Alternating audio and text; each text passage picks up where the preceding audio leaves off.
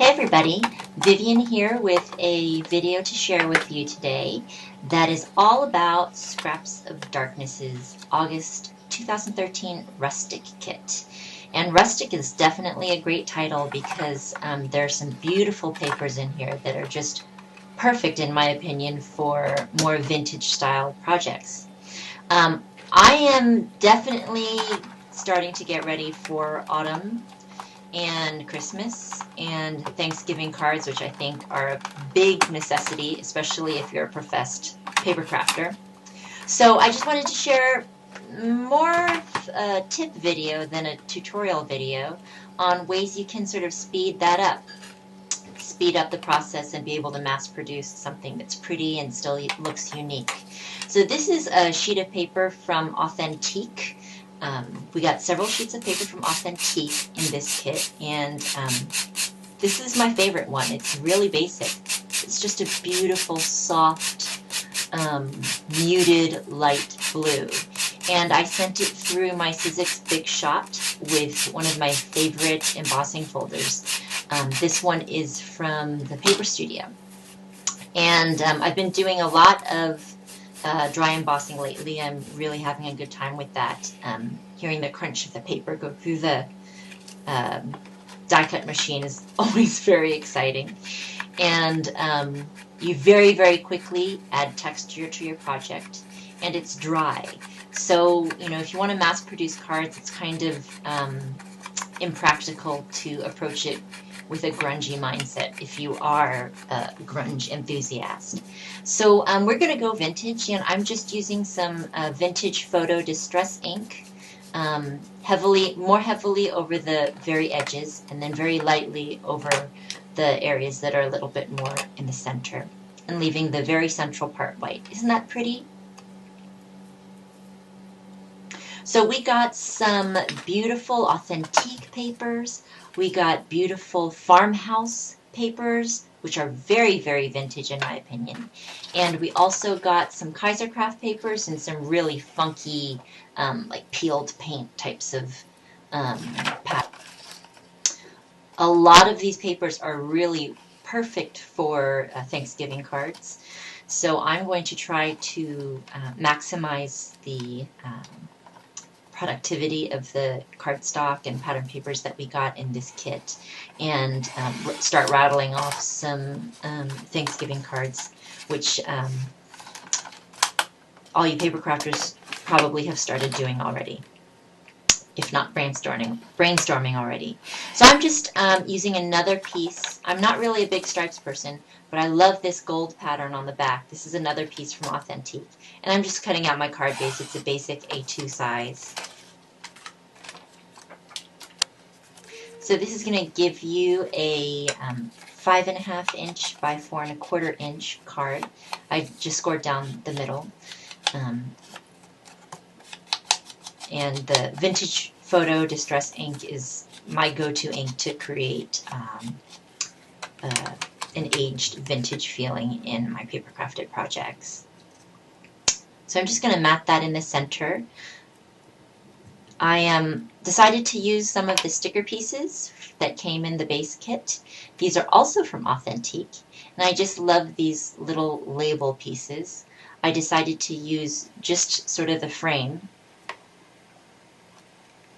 and then just place a little metal sentiment embellishment in the center that's self-adhesive.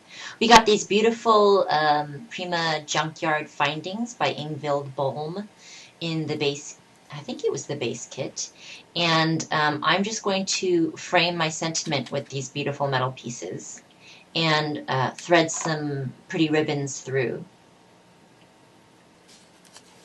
Hot gluing the loose ends on the back of this dry embossed sheet.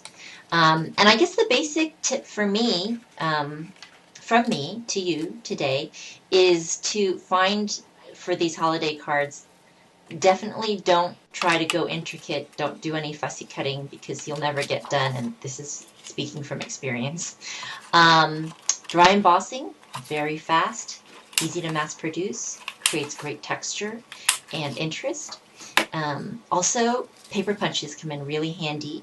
So I would suggest to look through your stash of dry embossing folders and your autumn themed paper punches. I've been getting a great deal of use out of this leaf punch, and you'll see in just a second. I'm just going to sort of arrange them as if they were falling from the trees on the top of my card. What I am going to do with these leaves is just distress the edges just a little bit more to bring out those beautiful edges. And this is from more authentic paper that we got in our base kit. I wrinkled it up just a little bit and ran the blending tool on top so you get the impression of really crinkly falling leaves. So I think the trick with arranging these leaves, these falling leaves, in a way that looks natural and spontaneous is to steer clear of any idea of equality or balance or repetition. All the leaves should be pointed in different directions, and the distances between them, each leaf should also be different. So two will be very close together, and the third will be significantly farther from the first two, and the fourth will be significantly farther in distance. You'll see what I'm talking about in just a second. So this is the finished card with the paper punching and the dry embossing, which are, I think, great tools for mass producing pretty holiday cards. You have a card that's interesting, but really there aren't that many elements on the card. I did a second card using more of the farmhouse pattern papers, and I want to share those with you as well. I just love these vintage labels that were included in one sheet from the farmhouse collection. Is all those beautiful labels that are very vintage. And this is some dry embossing that was done with another embossing folder from the Paper Studio. Here's some detail shots of the first project that I shared with you. And that metal embellishment is from my stash, the sentiment. And the pretty dry embossing with just a little touch of vintage photo. The crushed leaves. And the full card. Very vintage, soft, pretty. And here's the pair of cards. Basic composition is the same. One is vertical, one is horizontal. And then I've got those crushed leaves on both cards. So I hope you enjoyed my video today and I helped you get a jump start on your holiday cards and your card giving. If you haven't visited Scraps of Darkness yet, please visit them at www.scrapsofdarkness.com.